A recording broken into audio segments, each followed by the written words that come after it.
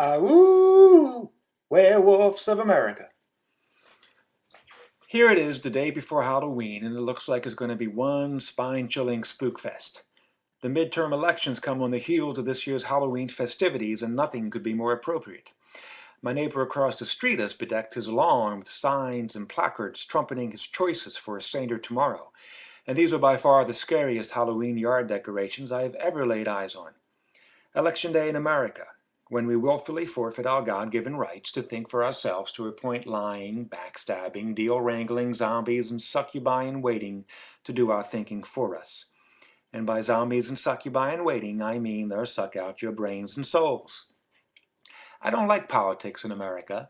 I've lived elsewhere in the world, and I didn't really like them there either. I learned by residing and developing in hard-bitten countries and halcyon years past, there was much about America I had been taken for granted. Infrastructure, bureaucracy, the quality of retail goods. Side note on that one, there are an abundance of American companies who sell the same products in those countries, such as Egypt, Poland, and Russia, as they do here. But in those countries, they are flimsier made and more prone to accidental fires and bolts and screws falling out at dangerously inappropriate times. So yes, corporate regulation in our country is essential. But there is one thing pretty constant in my experience, and that's the interminable self-serving of politicians and those aspiring to be politicians. Now, far beyond all the platforms and party lines and moral platitudes is the real purpose to these plumbable politicos. Power. They've got it, and they want to keep it. In my 46 years, I've yet to experience a presidential election that inspired me, almost any other election for that matter. Yeah, there are those out there who really want to make a positive difference, but they get swallowed by the machine, don't they? Two recent examples, Obama and McCain. Are these the same people as their party candidate personas? I think not. Stereotypes and cliches ring true because they have a basis in reality. The trick is to work to improve and not simply improve the image. That's smoke and mirrors. That's deceptive. And that's the basis to political correctness.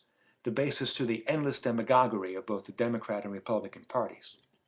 I think that Jon Stewart recently said it best. Republicans love America. They just seem to hate about 50% of the people who live in it. Democrats, for their thing, is always, they love this country. They just somehow wish it were in a different country.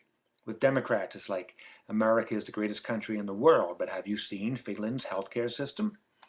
I caught only the end of Stewart and Stephen Colbert's rally to restore sanity, but at least in that little bit it looked like they nailed it.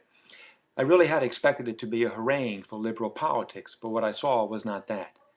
My dad instilled in me a long time ago what liberalism is, and that's open-mindedness.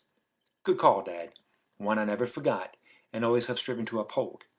Liberalism in America has instead become a certain point of view, and if you don't subscribe to the approved playlist and definitions of liberalism, you're vilified. That's not the America I love. My question has long been, what constitutes a politically sanctioned group? Because at some point you become the darlings of the highly sensitive liberal protectionism. Is it 10, 100, 523? Sure, it's Blazes ain't one or two, because if it were, I'd get more respect. But what about conservatism? I mean, what's so bad about family values? This has been turned into a dirty phrase by liberals and a rallying point for conservatives, as if you aren't conservative, then obviously you're ethically depraved. I think we all aspire to family values, but we differ as to precisely what they are, just as we're all pro-life. These misused words and rallying points are divisive and repulsive. Pubs and Dems, that is, Republicans and Democrats, are too often entrenched and immovable. What a pity. What a massive pity. Listen, vote for people who are actually going to represent you, that will act as your mouthpiece, and take the responsibility of voting seriously. But don't expect them to do anything.